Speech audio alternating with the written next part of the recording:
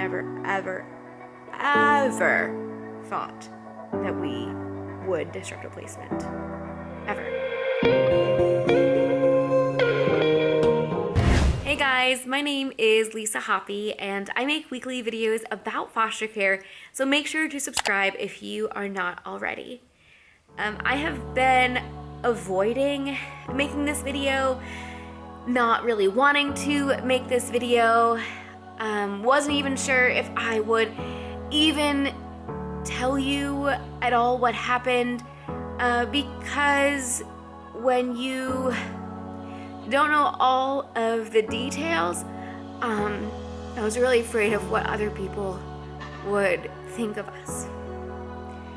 And you may still, judge because you're not sure and you didn't live out what we had experienced. But this is the very first time that we have done disruptions, and I want to talk about that with you and what it looked like for us disrupting a placement.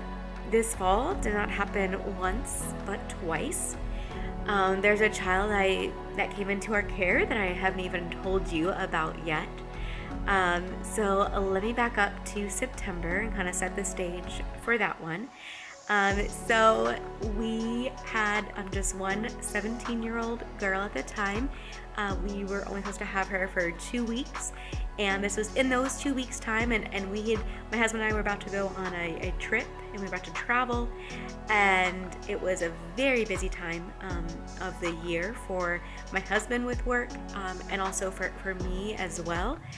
And so that one was really like all I felt like I could handle, but I had also agreed to do respite for a 13-year-old boy that we had already had in another time this past summer. And so, that was on the books. And it was during that time that I got a call for a 9-year-old boy.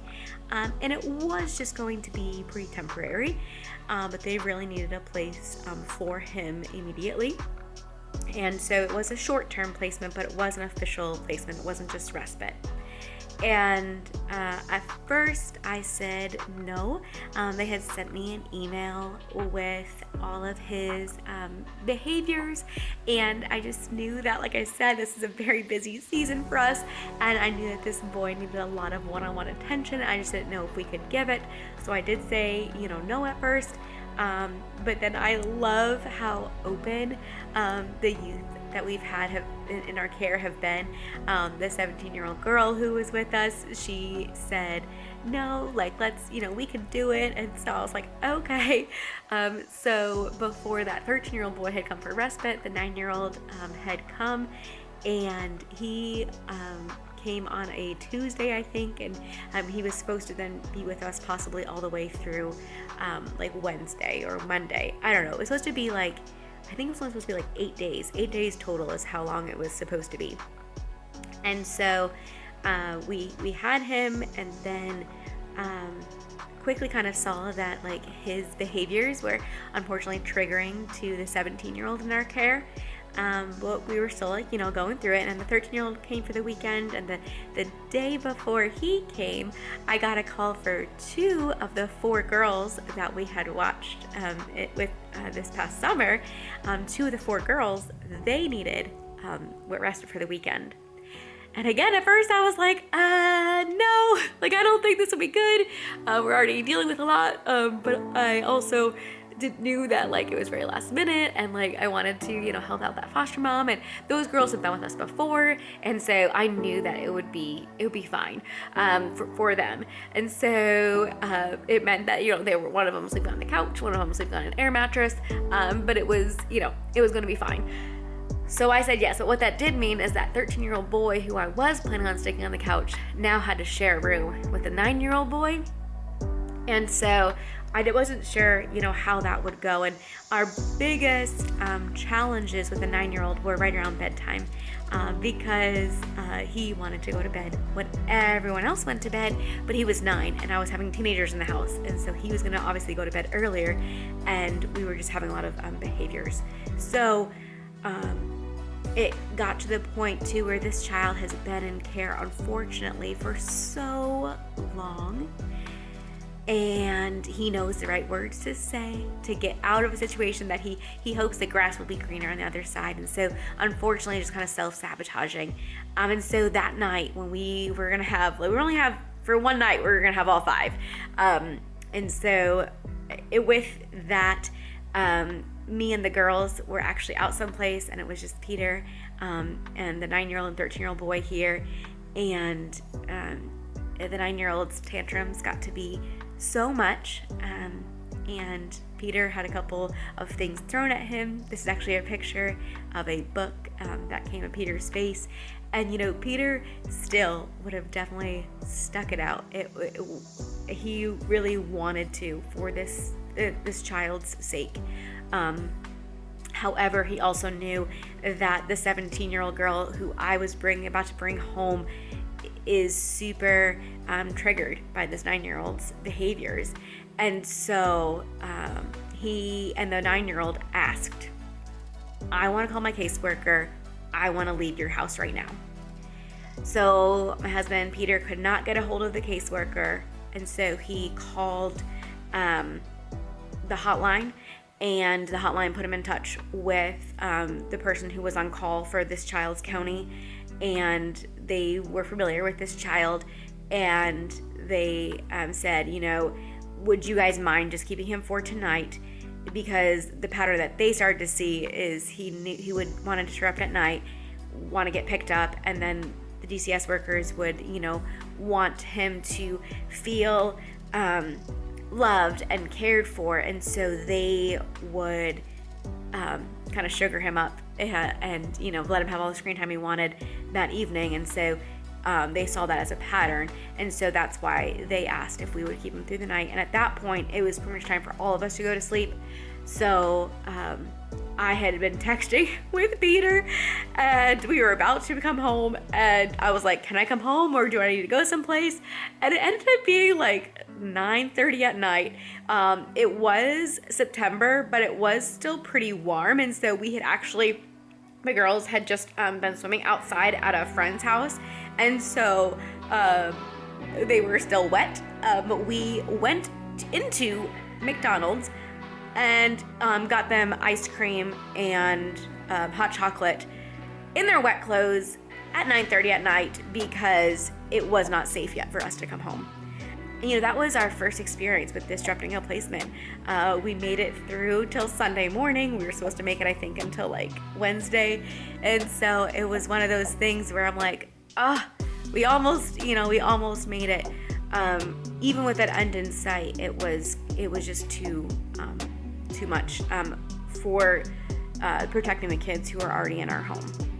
So that's a little bit why on the first one, and then just recently we disrupted the 17-year-old that we had. So when she came to us, it was only supposed to be 2 weeks, and she, after that 2 weeks, we went on vacation. I ended up finding respite for her because she needed respite because we were leaving, and DCS hadn't found another place for her at that point, and so we just continued.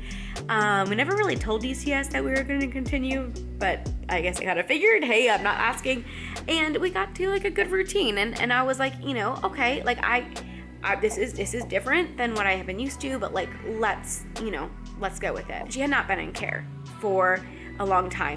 She had just, you know, been put into care, but her experiences were just so different. For the majority of her life, 17 years, she didn't have a lot of parental structure, and so the limited amount of rules, especially around the phone, became an issue. I thought, you know, it looked like reunification might be happening soon, and so I kept starting to like stick it out, but it just got to the point where it became very evident that our home was not the best fit for her for many different reasons. I thought I was gonna be done already talking about this. As you can see, this is a pretty challenging subject for me to talk about, but I did realize I left out some key things as I was going through kind of what happened. And one of those is that when she came to us, she had not been enrolled in school for like almost a year. And when she was with us for only 2 weeks, I was like, okay, I asked DCS, like, what do you want me to do with her school-wise? And they're like, oh, we'll just wait to wherever placement she is to figure out her schooling. And I think that one of the biggest mistakes I made is not enrolling her in school right away. Even if she had been only with us for 2 weeks, those 2 weeks would have been better than nothing. They would have started us to get into a routine, and they would have established a routine with wherever she went next. So when she was with us those 2 weeks, I got like some GED study books from the library, and it was me trying to encourage her to do school. So I became like a homeschool teacher, and I'm not very patient when it comes to homeschooling. I don't think I would be a great homeschool teacher. I always thought that I would like it, but I quit. I found out, no, I do not like it. What ended up happening then when we kind of realized, okay, I guess we're kind of keeping her, because we didn't really officially say, but then her GAL came to visit, and her GAL, which is her guardian ad litem, the person who speaks on her behalf in court, had let us know about this online school. It was like a hybrid school, so she would go in person a couple days a week and then do online, let us know about that. We got her enrolled in that, but it wasn't going to start for another month and a half. At that point too, I should have enrolled her in physical school, just to start giving her that consistency. Every single day became a battle for me. I was like, okay, let's just do like 30 minutes of math and 30 minutes of reading a day. Became the biggest struggle. And that was super, super challenging. Just wanted the best for her, and I saw so much potential in her. She is so amazing, and it just became frustrating when I could see this. I'm trying to paint the picture. She sees what she wants in life. She wanted to go to college, but she just didn't want to do high school. I'm like, okay, but we've got to do that first, and just trying to paint the picture for her, but it wasn't clicking, and she didn't want to do it, and I couldn't make her want to do it. Another huge thing was we stay busy. We're involved in community activities and church activities, and just any little thing she went and did outside of the house would exhaust her. And so then she wouldn't want to do anything back at the house. And we live an active lifestyle. That is, you know, we like to be on the move, we like to go explore, we like to see, a Christmas parade that's happening in our town and things like that. And all of those things would really stress her out. With older youth, it's difficult when their family is involved, and that was a lot of other issues we were running into, is unfortunately, because she's on the phone all the time with her parent, and he is saying that our rules are stupid, that she should not have to respect our rules about phones, which our rules are pretty lenient. I felt like it was, you can have your phone as much during the day, but at a certain point, 10 o'clock is when we ended up making it. I know I said 8:30 in another video. We had pushed it back to 10 and had some screen-free time after dinner, and that worked okay. Not really. There was more pushback with that because she hadn't had a lot of other responsibility before in her life. Even simple things like cleaning up after herself became a huge issue. I know that sounds super minor. It just got to the point where everyone in the house was having to walk around eggshells around her. And I, had said, when I told you that we had two 17-year-old girls, I said, I think it's great right now. We're keeping the peace with them in each different rooms. I think it would be a challenge if I had to, move them. And then we did have to move them when we got the 3 boys into the same room. And it became evident that it was not going to work with them in the same room. It was to the point where I definitely should have reached out for help sooner. I do think that even if I had reached out for help and got some help with just the things that we were experiencing in the home, like if I reached out to her team, that I would have maybe been able to, I would have been able to go a little bit longer, but I think ultimately I would have ended up coming to the same conclusion. Also, I will say that unfortunately in this experience, DCS really didn't have our back 100%, not until like the end, when they got to witness firsthand some of the things that we were seeing. And but before they did, it was like, well, she's 17, you know, you can ask her to do certain things, but if she's not willing to, you really can't make her. And I'm like, I totally get that. I can't make anybody do something. But when it's just becomes a daily struggle, a daily battle, and it just adds so much tension to the house every single moment, I had reached out to DCS and let them know, and I gave them 3 weeks notice. The minimum is 2 weeks to find a better suited house for her. And I made the mistake of not telling DCS, like, hey, I'm planning on telling this child in a couple of days, because she was about to have a visit and some therapy and just different things that I know kind of like set off her mood, and I just wanted to have at a good time that we could just sit down and have a conversation. And my plan was to sit down with her and say, hey, it really doesn't seem like our house is the best fit for you. Would you agree? And I know that she would have been like, yeah, it really isn't. And I said, you know, because of that, we want to find a better place for you. And so we have let DCS know, you know, and go into the reason. I think she would have been pretty okay with that. That is not what happened. 30 minutes after I got off the phone with DCS, they called this child and they told her that she was leaving our house in 3 weeks. And I was very surprised when the child came back inside, and because she took the phone call outside, and she came in and said, nice to know that I'm leaving your house in 3 weeks. And I was like, oh, okay, well, that's not how I wanted you to find out. And we had to just do some backpedaling. At that point, once she knew she was leaving, I got to be a little bit concerned for our own safety.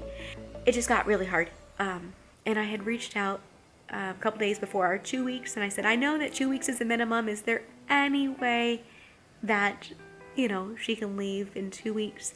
And they said, I'm sorry, you gave 3 weeks. We have to honor that.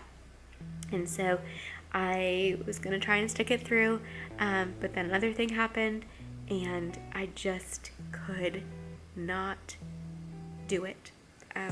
The last day I had her in our full-time care, I made sure to take her. I had the doctor's appointment for her. I had some therapy session for her scheduled, so I wanted to get her to all of those. And while I was at the doctor's appointment, Peter was the one who called the hotline and just said, she needs to be picked up today. And it was very challenging. Not at all the way I wanted to end it. And this is why I was very hesitant to share this, because if you're watching and you don't know the whole story, it's very easy to be like, oh my goodness, Lisa, you're a terrible person. How could you do this to her? I wanted her to be settled before the holidays, and I'm happy to say that I've been, texting with her, and she is in a much better place that is for her than we are. Everything that we couldn't give, this home is able to give, it sounds like, just a little bit she's told me. And so I mean, some just like practical things, like I can't change the location of our house. She did not like our neighborhood. She was used to country. We are in the suburbs. She loved animals. I am allergic to all animals. We cannot have pets in our home. Those are some of the superficial things, right? And then there was more as well. And the place where she's at, it sounds like, I don't know if she's the only kid there, but it sounds like she might be, which I think is good for her. I will say though that when we had the boys and the 17-year-old child, she did do really good with one of them. She would play games with him, and like that was super sweet to see. And so she absolutely loved kids, so in a way, like, she would do good in a house with younger kids, but yet there were also just a lot of needs that it might be better if she's the only child there too. It was the hardest thing I ever did. I'm kind of removed from it now, and so I'm not as emotional, but I do remember calling my mom in tears and just expressing how much of a failure I felt like. And I also called her a life skills person, and I said, this is tearing me apart. I don't know if we're making the right decision. I feel like we are, because I have peace about it, and yet I hate this for her. And she gave me a lot of encouragement, and she said, you need to be able to spend your time with people that you can help and can reach. Looking back now, where I know where I am right now, where I, was, I can see that it was good timing. I will let you know that an hour after I dropped her off, because DCS was gonna come here and pick her up, but they also were gonna pick up at the very end of the day, and I just want to make sure that it happened. And so it was easy for me to just go and drop her off at the office.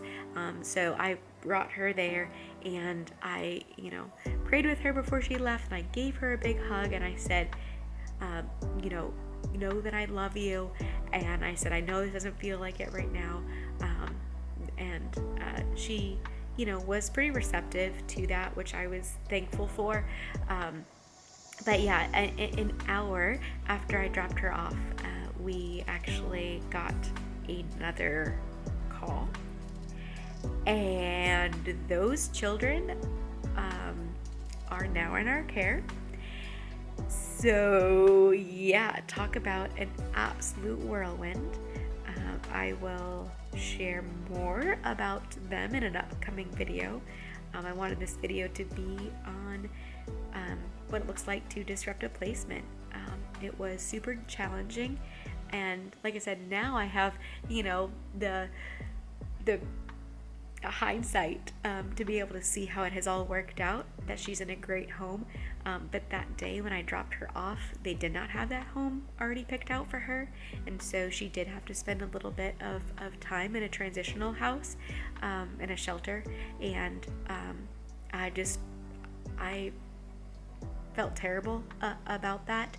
She did get out before Thanksgiving and get established with the family that she's with, and so I'm so thankful that we made the call when we did. However, it was, and still is, probably the hardest decision I have ever made, and I never ever thought that we would disrupt a placement, ever. And so when I got to a point where I realized this was the best call for us at this stage, it was super difficult. And like I said, I felt like a super big failure. So super easy for me to feel like a failure. But when I look back and I could see in just the 2 months that she was with us, although I was able to help get established, her primary care doctor, getting her wisdom teeth out, her dentist, getting her into therapy. DCS put that referral in, but it was me taking her to the appointments. It was all these things, so that way she was able, and I wrote all of this list down for whoever her next placement was, passed it on to the caseworker on that last day. I said, here's your doctor's phone number, here's this, here's that. So they were able to hit the ground running with her, and it wasn't starting from zero. And so when I think about that, I don't feel as much as a failure. I wish things could have ended differently. You don't want to disrupt a child. It's not good for them. It's not good for you. It's not good for your home. And yet, that is what we had to do in this circumstance. And I didn't want to share this. I just had someone comment on my YouTube video that, you know, they are glad that I share, you know, all the parts of foster care, even the hard stuff. And so this is me just sharing our journey. So if you've ever disrupted a placement, or if you're ever thinking about it, like I said, you don't have the privilege of knowing what's going to happen, but just working through that. And now I can see, even just a little over a month later, how beneficial it was for us to decide that. And like I said, I'll tell you more about the placement center home at another time. So thanks so much for watching. Please subscribe if you're not already, and we'll see you in the next video. Bye guys.